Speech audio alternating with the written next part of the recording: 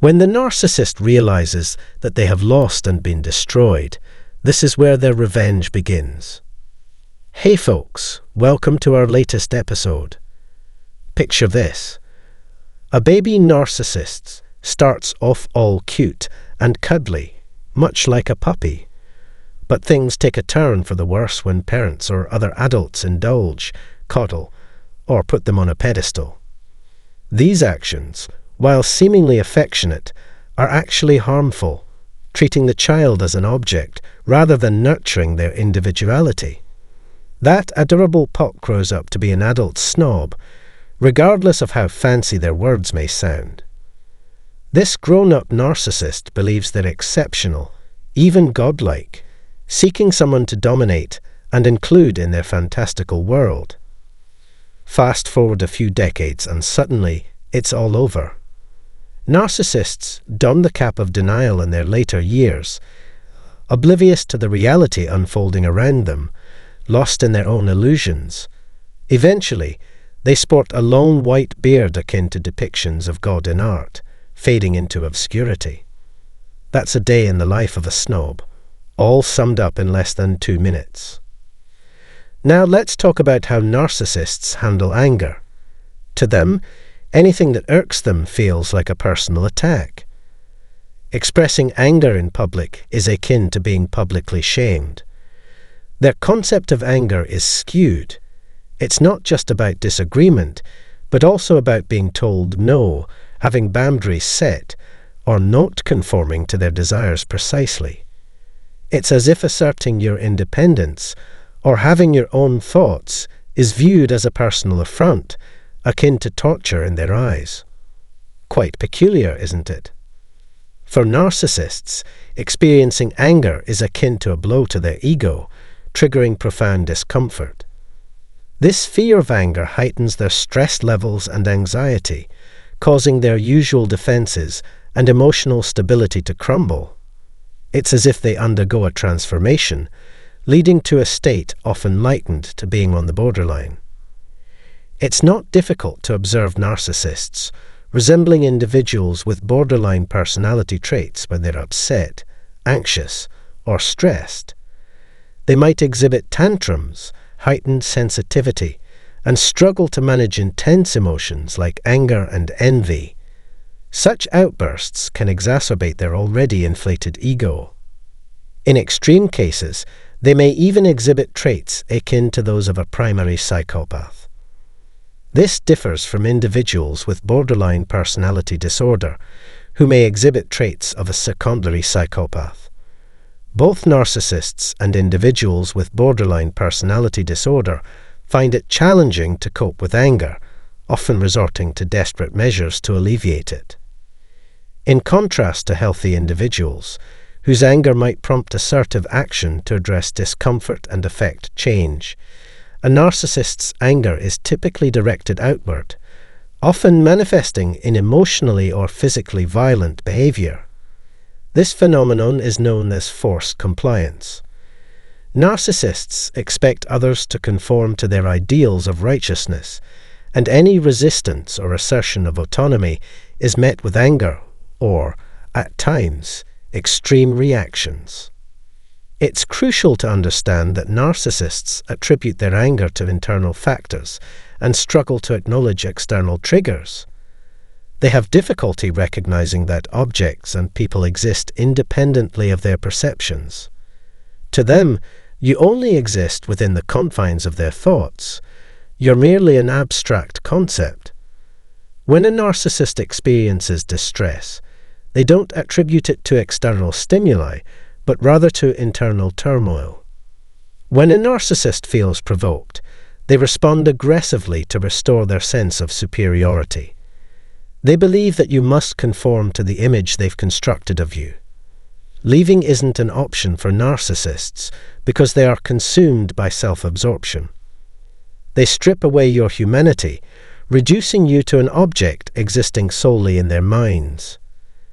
Their anger stems from viewing you as an adversary encroaching upon their mental territory.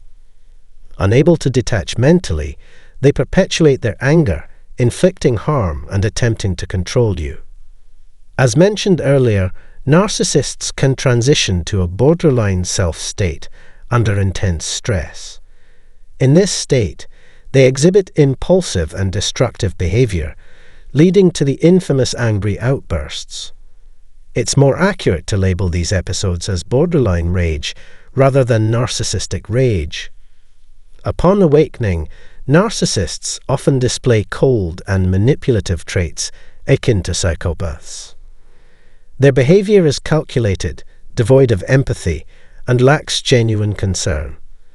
Narcissism, stemming from a flawed defense mechanism, often leads individuals to embrace false beliefs.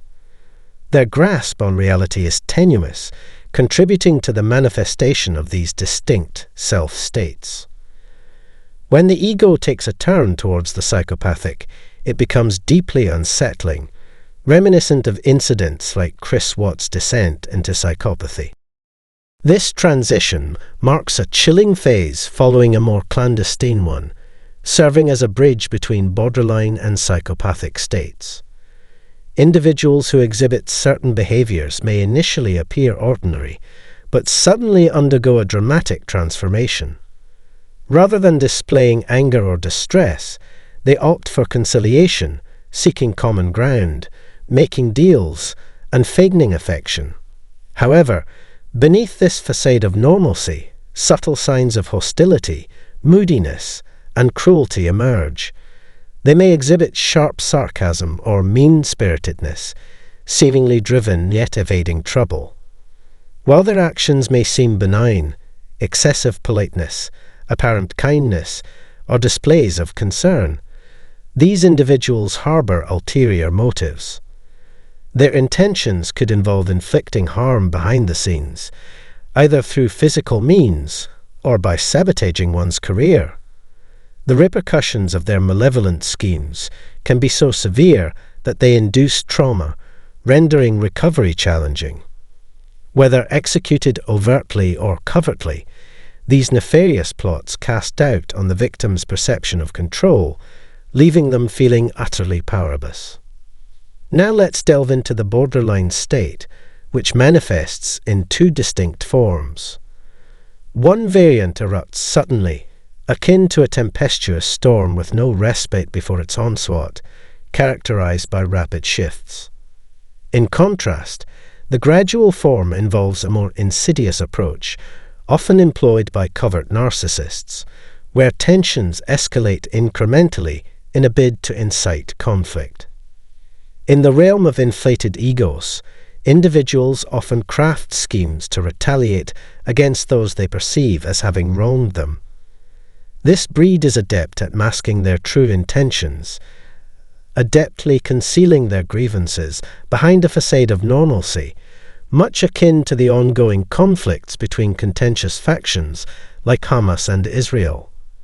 Their defense tactics pivot on shifting blame onto others, justifying their propensity for hostility and violence as a means of self-preservation.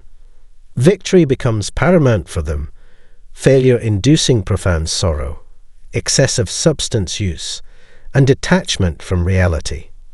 Frequently, they resort to cruelty and psychological manipulation, particularly targeting those in their inner circle whom they regard as threats.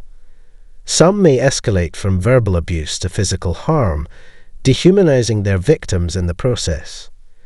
Individuals plagued by deep-seated insecurities harbor a dangerous propensity for retribution, resorting to stalking and harassment against those who have provoked their ire.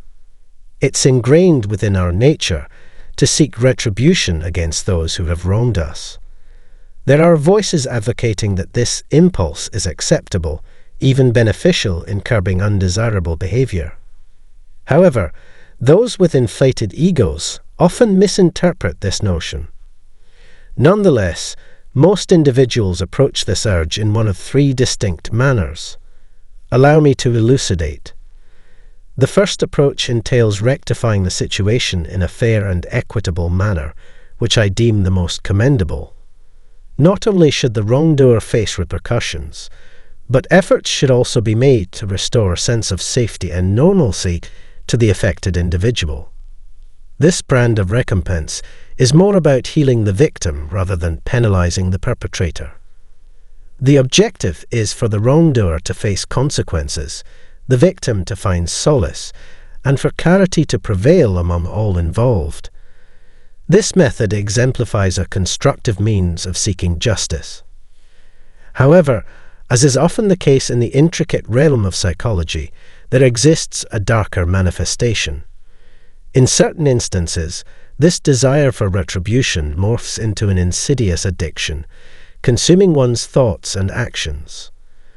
What initially begins as a mere fantasy of vengeance can rapidly escalate into a relentless personal vendetta if left unchecked. This can precipitate self-destructive behavior, inflicting harm upon oneself or others. Such an approach is not conducive to seeking recompense. Rather, it inflicts severe harm upon one's mental well-being over time, sapping away at their vitality and cognitive faculties. It has the potential to unravel other interpersonal relationships, impair professional endeavors, and ultimately lead to a state of mental instability. Payback isn't solely synonymous with negativity. There's also a phenomenon known as narcissistic revenge. Individuals termed narcissists find solace and redemption by retaliating against perceived wrongs inflicted upon them. This external validation serves as their coping mechanism, particularly effective where their targets are subjected to public embarrassment. Imagine yourself in a situation where you've endured harm, whether it be through a criminal act, mistreatment, or a mere disagreement. Narcissists, feeling victimized, recoil at the imposition of boundaries and the prospect of solitude. Deep-seated insecurities plague their psyche, fostering beliefs of inadequacy and worthlessness. In an attempt to drown out these internalized criticisms, they adopt a facade of omnipotence akin to that of a deity, asserting, "You're mistaken, I am truly exceptional." To substantiate this claim, "I'll exact vengeance upon those who've wronged me." This cycle typically commences with a perceived slight. For narcissists, assuming the role of a victim contradicts their self-perceived image of invincibility, brilliance, flawlessness, and invulnerability. By inflicting suffering upon those they deem as offenders, they reclaim a sense of significance, bolstering their inflated egos. When a narcissist strikes out against those they perceive as adversaries, individuals who refuse to conform, challenge their authority, or have caused them embarrassment, they experience a resurgence of power akin to that of a deity. If you find yourself contemplating retaliation or engaging in such actions, introspectively question whether your motives stem from wounded pride, a desire for validation, or latent narcissism. Distinguish between legitimate grievances and the toxic influence of an unhealthy ego. Strive to align your actions with the former and eschew the latter. Reflect upon the severity of your vindictive impulses. Are they veering towards sociopathic or narcissistic tendencies? Are they driven by a genuine desire for justice and communal safety, or do they merely serve your own callous and egocentric desires? Curiously, this tends to be the prevailing scenario in most cases. Ultimately, individuals seeking retribution are driven by a desire to restore equilibrium and assert their rights. They yearn for a return to normalcy, aiming to confront the perpetrator decisively in order to rectify the wrongdoing. "I simply wish to reclaim the status quo," they lament, longing for a restoration of former tranquility. It serves as a coping mechanism for the anguish inflicted by another's transgressions. Through pragmatic and equitable means, reparation can be sought, whether through restitution or financial compensation, thus fostering a sense of closure that benefits all parties involved. Typically, individuals respond to harm through one of two avenues: punitive measures aimed at self-satisfaction, or constructive efforts towards reconciliation and restoration. Healthy individuals predominantly opt for the latter, prioritizing fairness and resolution over vindictiveness. Conversely, those ensnared by self-aggrandizement and egocentrism are predisposed towards the former. Such disparities underscore the contrasting dispositions between these two cohorts. I trust my tone hasn't conveyed undue hostility.